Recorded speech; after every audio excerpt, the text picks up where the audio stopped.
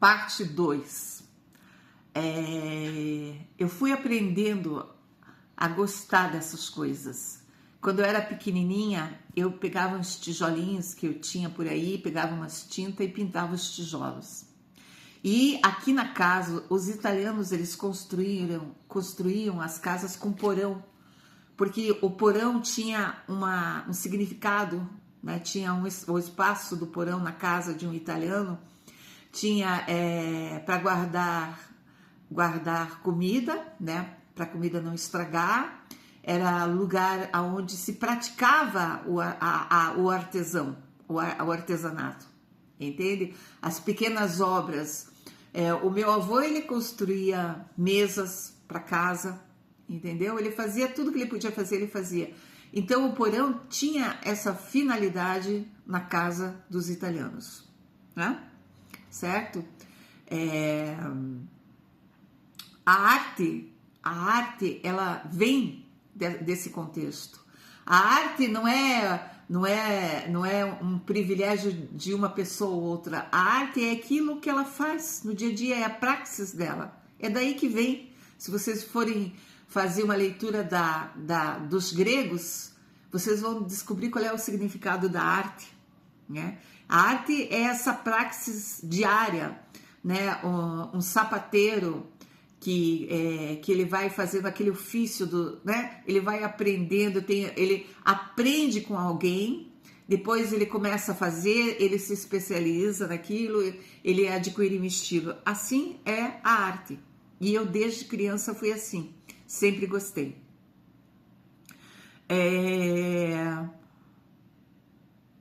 Eu era muito inteligente, estava falando do meu pai, que tinha muitos livros aqui em casa, então eu lia, eu sentava pequenininha e eu lia.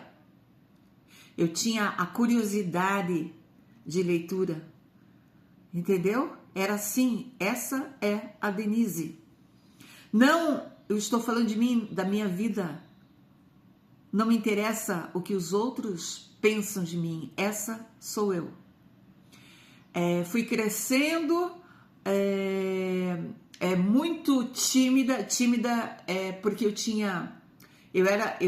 meu pai era um cara assim muito, ele era um cara honesto, mas naquela época os homens eram muito fechados, e por ele ser da polícia também, ele era muito radical, né?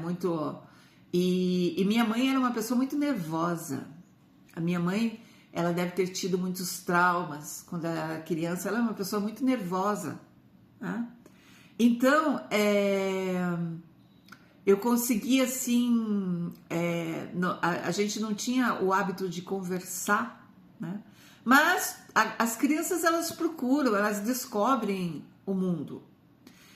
Naquela época, era possível uma criança sair na rua e brincar na rua, e eu era assim.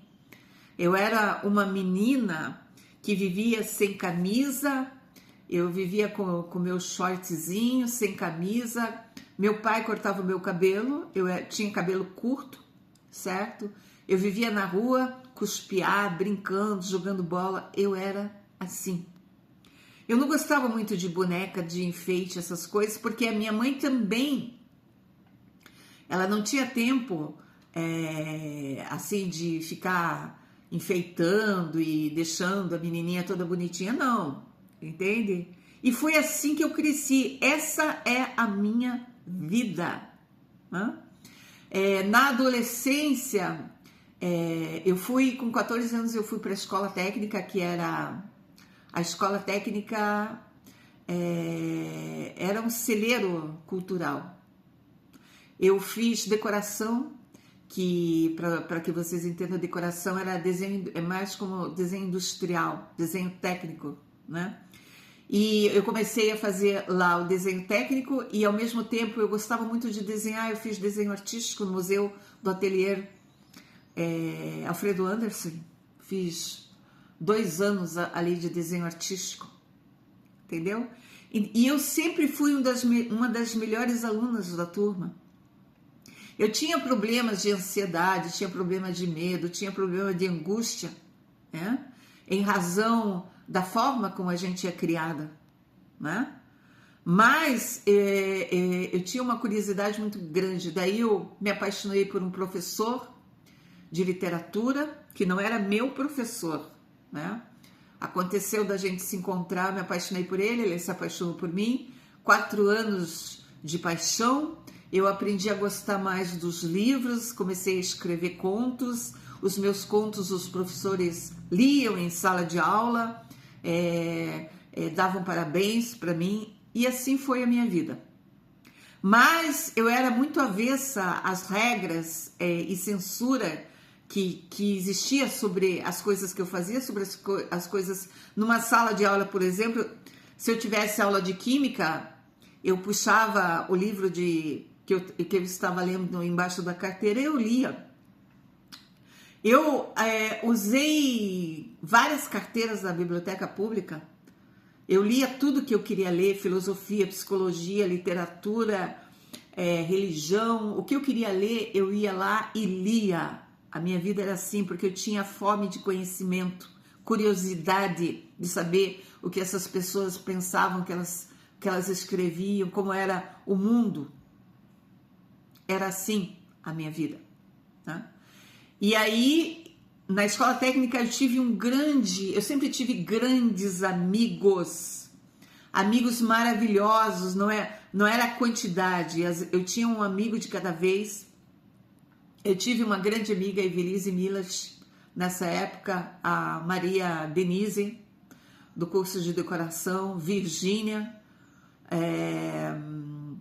e eu tive um grande amigo que era o Gilberto. Eu sempre me dei muito bem com os homens, de conversar, de me abrir, de trocar experiências de vida. Não era uma conversa fútil, superficial, de fofoca.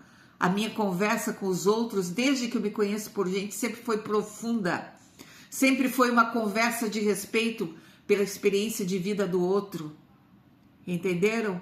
Eu nunca fui fofoqueira, eu nunca fui mulherzinha, ok?